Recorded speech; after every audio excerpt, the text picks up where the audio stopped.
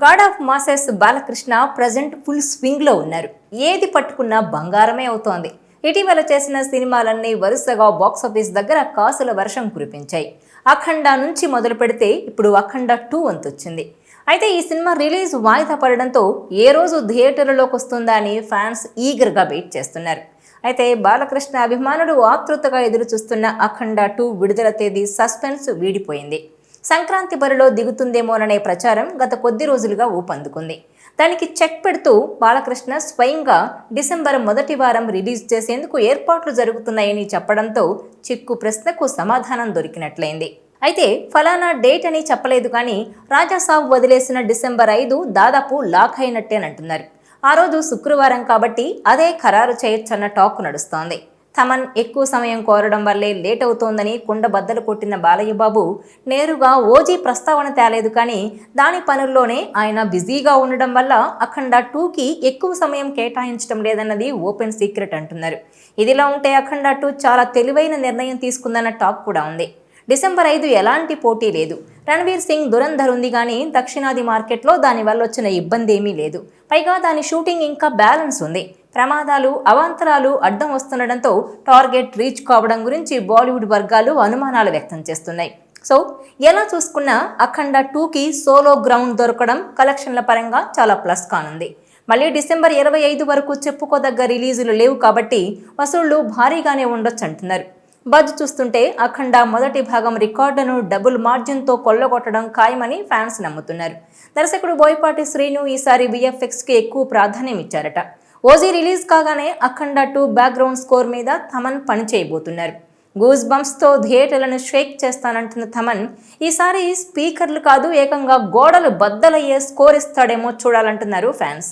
బాలకృష్ణ బోయపాటి శ్రీను కాంబినేషన్లో వస్తున్న అఖండ 2 పై అంచనాలు ఓ రేంజ్లోనే ఉన్నాయి.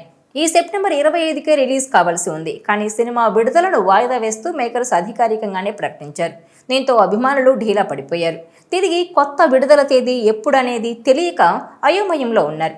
పైగా ఈ చిత్రం సంక్రాంతి రేసులోకి వచ్చిందంటూ వార్తలు వైరల్ అయ్యాయి. ఈ నేపథ్యంలోనే తాజాగా ఈ సినిమా నుంచి అద్దిరిపోయే అప్డేట్ ఇచ్చేశారు బాలయ్య బాబు. అఖండ 2 సినిమా గురించి పలు ఆసక్తికర అంశాలు కూడా షేర్ చేసుకున్నారు. నా అభిమానులు నా విజయాల్లోనే కాకుండా నా అపజయాల్లో కూడా ఎప్పుడూ నా వెంటే ఉన్నారంటూ ఎమోషనల్ అయ్యారాయన. థమన్ వల్లే సినిమా వాయిదా పడిందని, ఇంకా చాలా టైం కావాలని అడిగాడని, అఖండకే స్పీకర్లు ఊపర్లు బద్దలయ్యేలా సంగీతం ఇచ్చాడని, ఈసారి దానికి 50 రెట్లు అఖండ 2 ఉంటుందని, ఇక మీ ఊహకే వదిలేస్తున్నా అంటూ చెప్పుకొచ్చారు బాలకృష్ణ. ఇక అఖండ 2 సినిమాను డిసెంబర్ 1st వీక్లో రిలీజ్ చేసేందుకు ప్లాన్ చేస్తున్నట్టు తెలిపారు. త్వరలోనే డేట్ ప్రకటిస్తామని కూడా వెల్లడించారు. ప్రస్తుతం బాలయ్య చేసిన ఈ ప్రకటనతో ఫ్యాన్స్లో కొత్త జోష్ మొదలైంది. ఇదిలా ఉంటే అఖండ 1 సైతం 2021లో డిసెంబర్ 2న విడుదలైంది. ఇదిలా ఉంటే ప్రతిష్టాత్మక అవార్డులు కూడా వచ్చి చేరుతున్నాయి బాలయ్య ఖాతాలో. భారతదేశ అత్యున్నత పౌర పురస్కారమైన పద్మభూషణ్తో కేంద్రం సత్కరించగా తాజాగా వరల్డ్ బుక్ ఆఫ్ రికార్డ్స్లో చోటు దక్కించుకున్నారు.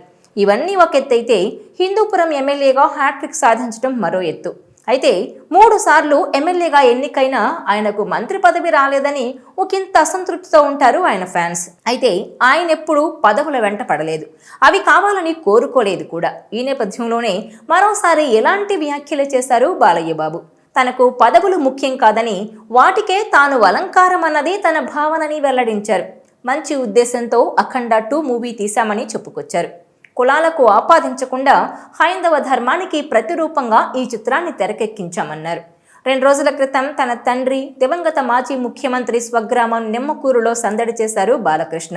సినీ ప్రస్థానంలో 50 ఏళ్లు పూర్తి చేసుకుని వరల్డ్ బుక్ ఆఫ్ రికార్డ్స్లో చోటు దక్కించుకున్న తర్వాత నిమ్మకూరులో పర్యటించిన బాలయ్యకు గార్డ్ ఆఫ్ హానర్తో గురుకుల పాఠశాల విద్యార్థులు ఆయనకు స్వాగతం పలికారు. బాలయ్యకు నిమ్మకూరు ఆడపడుచులు మంగళహారతులిచ్చారు. ఆ తర్వాత బసవతారకం, NTR విగ్రహాలకు నివాళులర్పించిన బాలకృష్ణ ఆసక్తికర వ్యాఖ్యలు చేశారు. పద్మభూషణ్, వరల్డ్ బుక్ ఆఫ్ రికార్డ్స్లో స్థానం సంపాదించడం ఎంతో అదృష్టంగా భావిస్తున్నానని, నా వరుస సినీ సక్సెస్లను ప్రజల విజయాలుగా భావిస్తున్నానన్నారు. ఇక పదవులు తనకు ముఖ్యం కాదని, వాటికే నేను అలంకారం అన్నది ఆయన భావన అన్నారు. ఈ విజయాలను నా తల్లిదండ్రులకు అంకితం చేస్తున్నానన్నారు.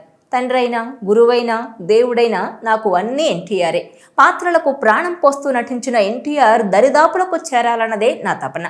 ఎన్టీఆర్ ఉన్నత స్థితికి రావడానికి నా తల్లి బసవతారకం చేసిన త్యాగాలు, అందించిన సహకారం మరువలేనిదన్నారు. ఇక హిందూపురం ఎమ్మెల్యేగా రాయలసీమను నా అడ్డాగా భావిస్తానని తెలిపారు. ఇక తన సంతోషాన్ని గ్రామస్తులతో పంచుకోవాలని నిమ్మకూరుకొచ్చానన్న బాలకృష్ణ, ఎక్కడున్నా తెలుగు వారంతా ఒక్కటే అన్నది తన తండ్రి ఎన్టీఆర్ భావన అని, తన ఆలోచన కూడా అదేనని చెప్పారు. ఇక బసవతారకం క్యాన్సర్ ఆసుపత్రిలో అంతర్జాతీయ వైద్య సేవలు అందిస్తున్నామని వెల్లడించారు. ఇక దృఢ సంకల్పం ఉంటే భగీరథులు కావచ్చని రాయలసీమకు నీటిని ఇచ్చి సీఎం చంద్రబాబు నిరూపించారని అన్నారు. హిందూపురంలో తాగునీటి సమస్యను పరిష్కరించడం సంతోషంగా ఉందన్నారు. నాడు ఎన్టీఆర్, నేడు నేను ప్రాతినిధ్యం వహిస్తున్న హిందూపురం భౌగోళికంగా ఎంతో ప్రాధాన్యత సంతరించుకుంది. ఏదైనా మెసేజ్ ఉండాలన్న లక్ష్యంతోనే ప్రతి సినిమా చేస్తానన్నారు.